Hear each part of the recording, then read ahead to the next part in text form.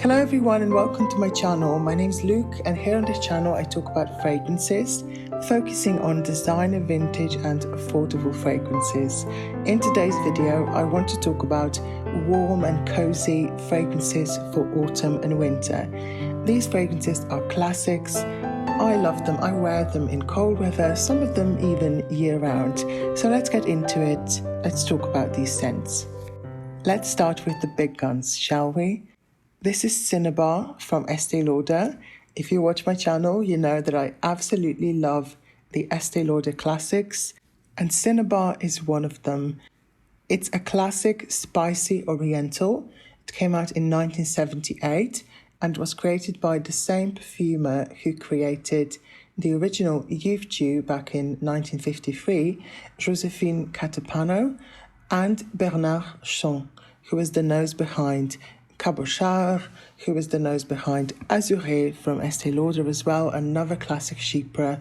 But let's talk about Cinnabar. Cinnabar is a very opulent oriental fragrance. It has lots of spices, lots of ambery ingredients, resins, incense, benzoin, patchouli. I really detect the clove, the cinnamon, the carnation. It's one of those fragrances that just envelops you. It does resemble other classic orientals such as Coco by Chanel, Opium by Yves Saint Laurent, Youth Dew also by Estée Lauder. But this one to me is just, it's special. I really love it. In the opening you get this nice orangey, peachy fruitiness, and then it becomes sweeter, more resinous, more ambery, and the base is very, very smoky. So I only do about 2 to 5 sprays of this one, depending on my mood.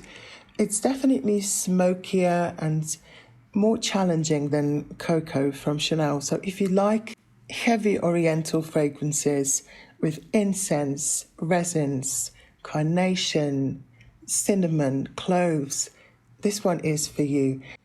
And it's also very Christmassy.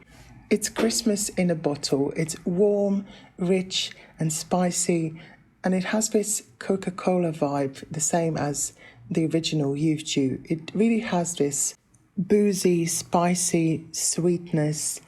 Some people call it old-fashioned, some people call it an old lady scent. We don't use this descriptor here on this channel because it's ageist and it's ignorant. There, I said it. So let's move on to the next fragrance. Please take everything I say with a pinch of salt. My content is meant for entertainment purposes. Don't take it too seriously. So let's move on to the next one, which is Hypnotic Poison by Dior, the Eau de Toilette. This is my all-time favorite. I've had it in my collection for years. I love it. It's an almond vanilla scent. It's sweet and complex, even borderline gourmand, but I wouldn't classify it as a modern gourmand scent because it doesn't really smell like food. You know, it doesn't smell it. It has this bitter almond / salted caramel vibe, but it doesn't smell like food. It still smells like a fragrance. I absolutely love this scent. I have a huge 150 milliliter bottle. I bought it because I just don't ever want to run out of it. This is a classic. It will always be in my collection. It makes me feel comforted. It's warm, it's cozy, but it has good sillage and people will notice it on you and give you compliments. This could be one of my most complimented fragrances by others. And I have to say, I do also really like the newer formulation. Some people really like to claim that every fragrance has been butchered, you know, isn't good anymore. I don't agree. I think this is still a phenomenal fragrance. That's why I bought the biggest bottle in May. So that's Hypnotic Poison from the House of Dior. Honestly, I don't really understand why some people avoid talking about this one, just because, you know, it's so popular and it's been talked about on YouTube for years. And these same people now kind of just dismiss it because it's getting a bad reputation. I don't know why. That's just the feeling I always get from these creators who do videos about vanilla fragrances, but they specifically mention that Hypnotic Poison and Dior Addict won't be mentioned because, you know, they're overplayed, everyone talks about them. And then they go on to show you those, niche fragrances that cost $200, $300, $400 per bottle. And of course, you can use their discount code. You can use those affiliate links. We all know how it goes, don't we? Just in case you haven't noticed, my channel isn't sponsored and no brand is dictating my content. I show you whatever I want to show you, and that's just the way it is. Let's talk about the next one. It's Boucheron Quatre Iconic. This one came out in 2022 and it's supposed to be an amber floral. It's a very nice balsamic tuberose fragrance with patchouli.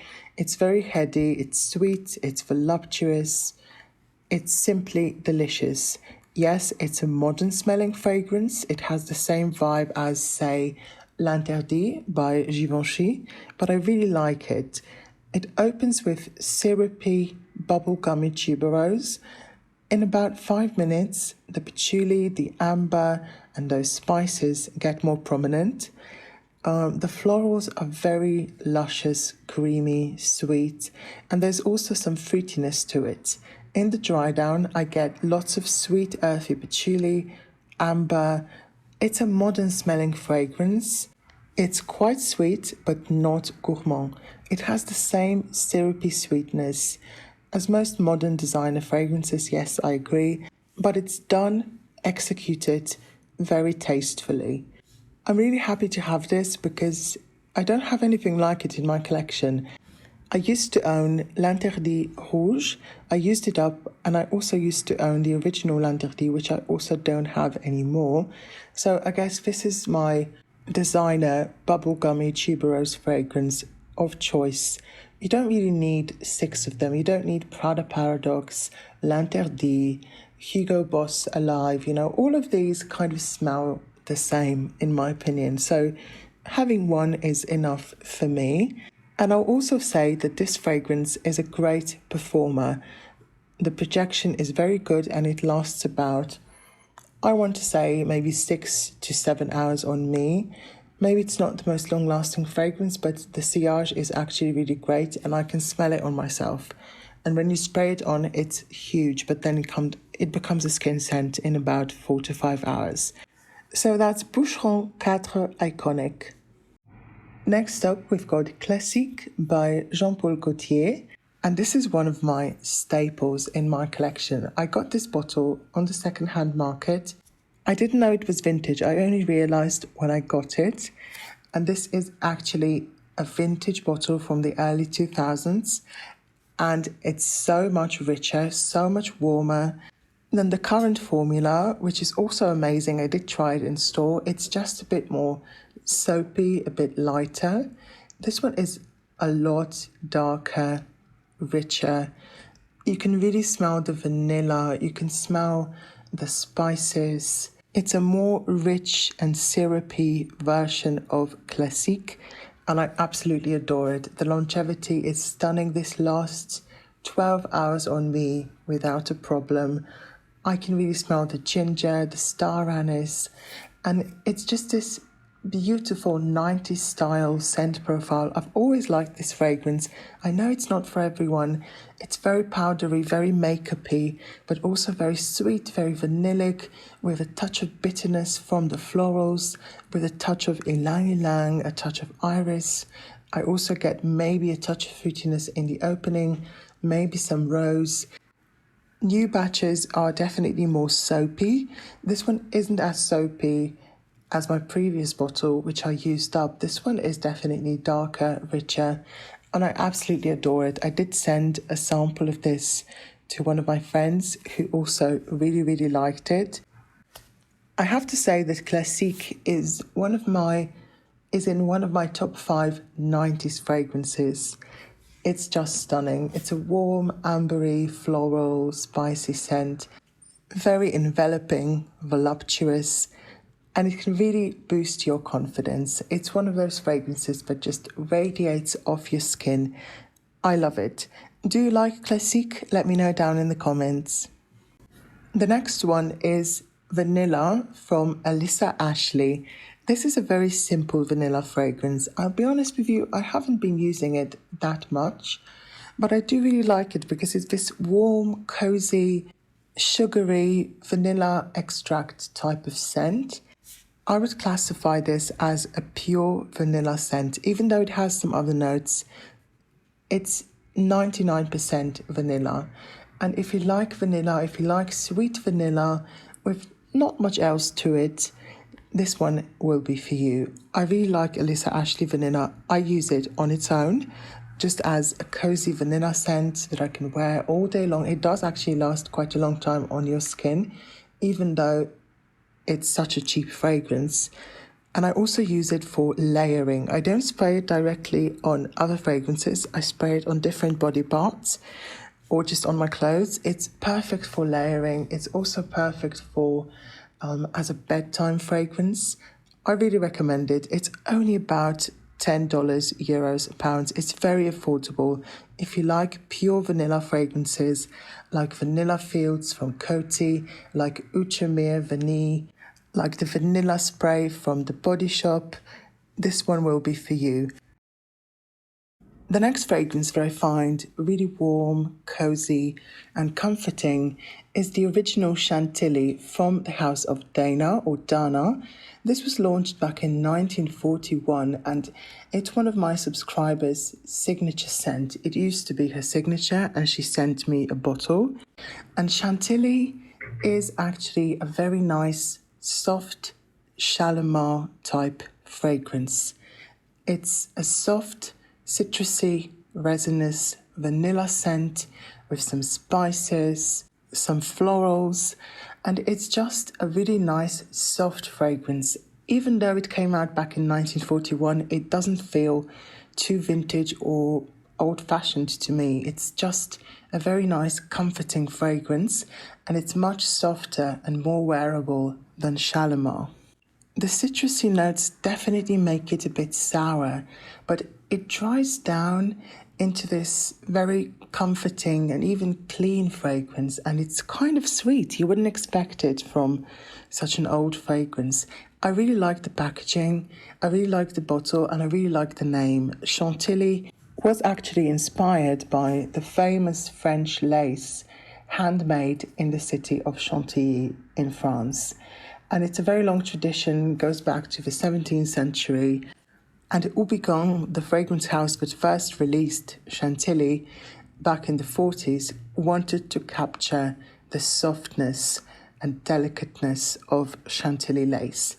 Then a couple of years later, the rights to this fragrance were purchased by Dana or Dana, which is an American company. So the fragrance became an American classic. Chantilly definitely has its place in perfume history, but it's also a very nice, affordable fragrance that is also wearable. And I wouldn't say the formulation is bad. I really, really love this. This is a newer bottle. Obviously, it's not a vintage formula or anything like that. So that's Chantilly from the house of Dana. Last but not least, I have to include a patchouli fragrance. And this is one of my favorite patchouli fragrances. It's warm, rich, comforting, but also very, very heavy on the patchouli. You have to be a true patchouli lover to appreciate this fragrance. I'm talking about Reminiscence Patchouli, released back in 1970. And this is a true hippie patchouli fragrance. It has patchouli, some amber, vanilla. It's a sweet patchouli when it dries down, but when you first spray it on, it's this boozy, earthy, aromatic, almost green patchouli. It's definitely a very strong patchouli scent, and what else can I tell you? It smells like patchouli oil when you first spray it on, but then it kind of warms up and becomes more wearable as it dries down. And it will last all day on you because it's such a strong and concentrated patchouli scent. So this is for real patchouli lovers, for real patchouli hounds like myself, if I may say so. I really love patchouli. You know, I have so many patchouli fragrances, and the next one that I plan to get is from Chanel. It's Coromandel. That fragrance is just incredible. Yes, it's similar to this one, but much more refined, more expensive smelling. It has some white chocolate, it has amber, maybe some incense. I don't know the notes off the top of my head, but I really love that one. I have 2 samples and I'm planning to get a full bottle sometime in the future, if not sooner, maybe for my birthday in February. But I'm digressing. I think this video is long enough already, so let's end it right here. Thank you so much for watching. Please let me know down in the comments what your favorite warm and cozy perfumes are. I always read your comments and I always reply, and I'm just so thankful for everyone's kindness and support. So please give this video a like and maybe leave me a comment down below before you leave, and subscribe to my channel if you haven't already. I'm nearing 2,000 subscribers. Can you believe it? I'm lost for words. It's incredible. So I really hope to see you in one of my next videos. Bye.